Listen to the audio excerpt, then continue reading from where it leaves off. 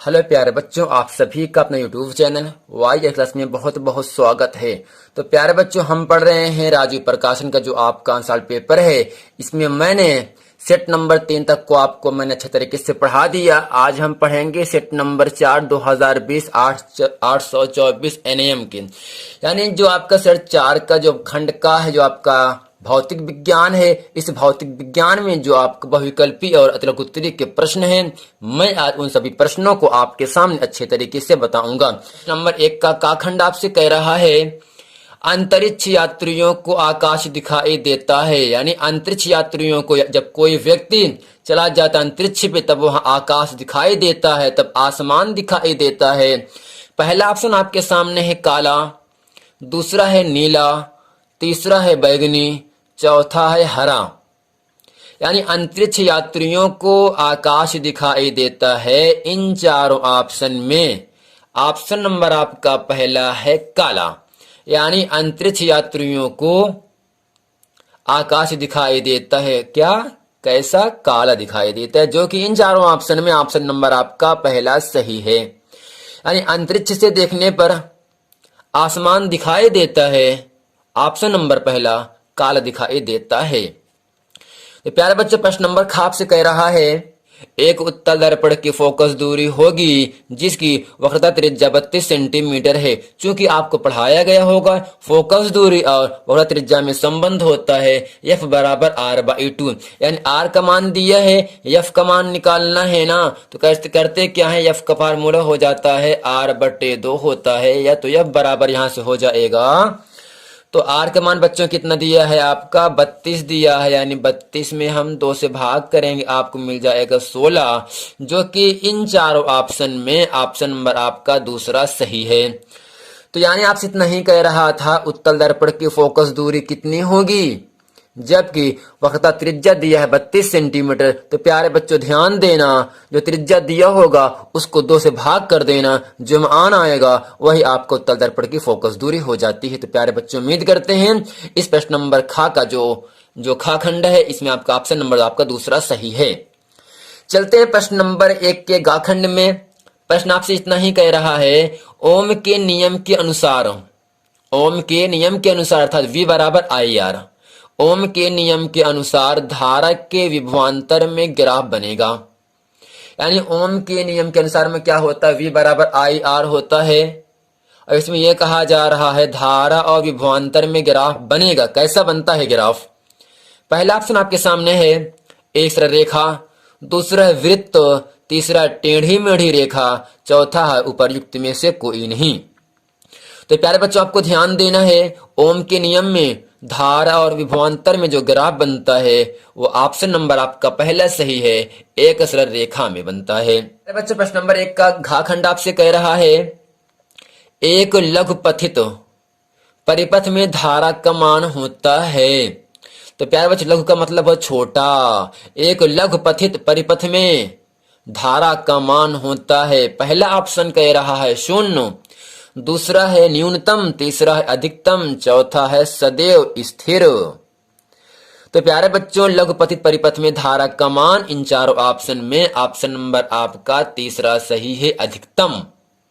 यानी एक लघुपथित परिपथ में धारा का जो मान होता है वो आपका अधिकतम होता है, जो कि इन चारों ऑप्शन में ऑप्शन नंबर आपका तीसरा सही है।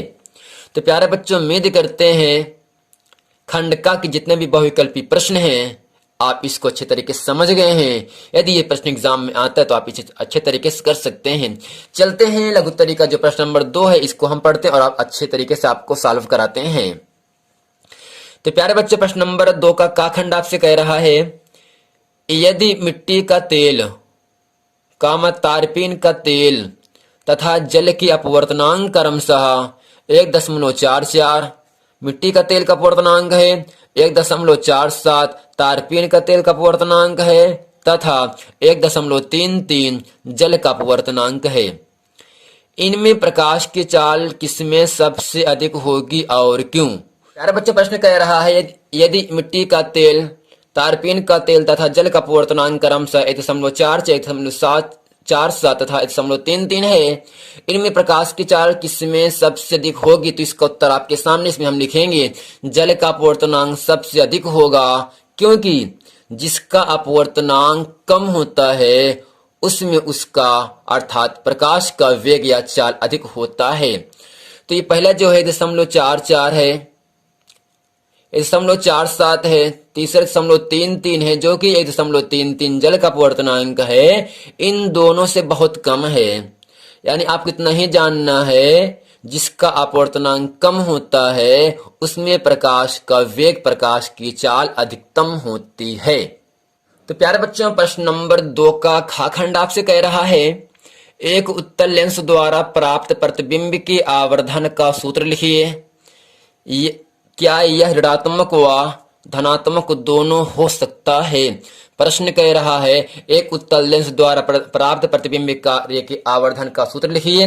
क्या यह ऋणात्मक व धनात्मक दोनों हो सकता है? तो प्यारे बच्चे, प्रश्न आपके सामने इसमें कह रहा है, एक उत्तल लेंस द्वारा प्राप्त प्रतिबिंब के आवर्धन का सूत्र लिखिए।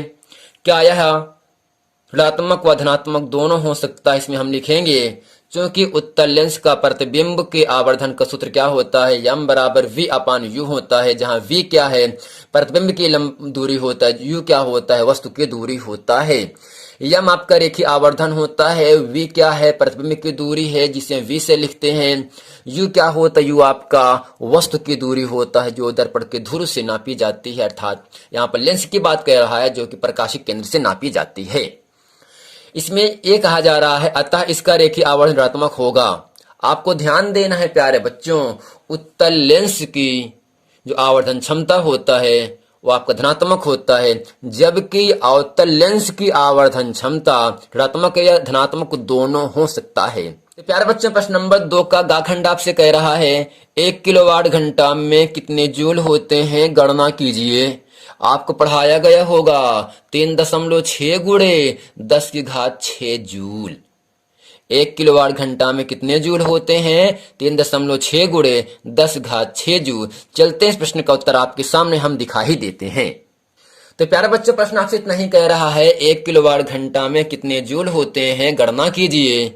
इसमें लिखेंगे 1 किलोवाट घंटा बराबर, आपको ध्यान देना है, यदि हम किलोवाट को वाट में चेंज करेंगे तो गुणा करते हैं 1000 से, और यदि हम घंटे को सेकंड में चेंज करना चाहें तो 1 घंटे में 3600 सेकंड होता है, अर्थात 60 गुणे 60 होता है।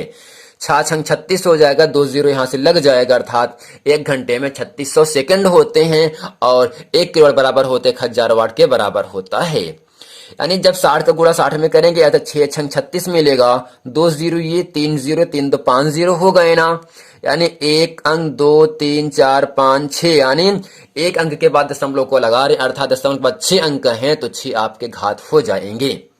यानी 3 अंक के बाद क्या दशमलव लगाया जा रहा है? 3.6 गुणे 10 घात 6, क्योंकि दशमलव के दाएं तरफ कितने अंक हैं? 6 अंक हैं।